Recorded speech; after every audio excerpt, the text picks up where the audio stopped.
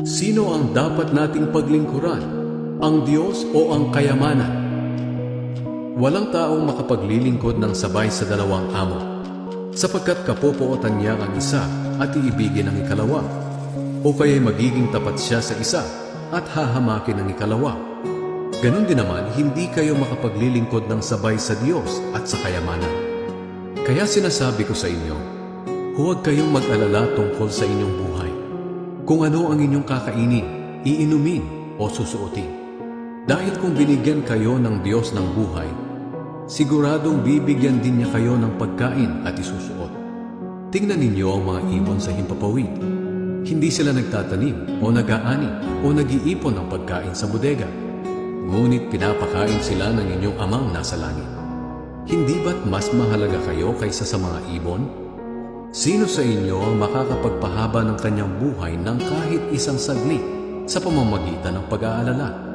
At bakit kayo nag-aalala tungkol sa pananamit? Tingnan ninyo ang mga bulaklak na tumutubo sa parang. Hindi sila nagtatrabaho o naghahabi. Ngunit sasabihin ko sa inyo, kahit si Solomon ay hindi nakapagsuot ng damit na kasing ganda ng mga bulaklak na ito sa kabila ng kanyang karangyaan. Kung dinadamitan ng Diyos ng ganito ang mga damo sa parang, na buhay ngayon pero kinabukasan ay malalanta at susunugin, kayo pa kaya? Kay liit ng inyong pananampalataya. Kaya huwag kayong mag-alala kung ano ang inyong kakainin, iinumin o susuotin. Ang mga bagay na ito ang pinapahalagahan ng mga taong hindi kumikilala sa Diyos. Ngunit alam ng inyong amang nasa langit na kailangan ninyo ang mga bagay na ito. Kaya, unahin ninyo ang mapabilang sa kaharian ng Diyos at ang pagsunod sa kanyang kalooban, at ibibigay niya ang lahat ng pangangailangan ninyo.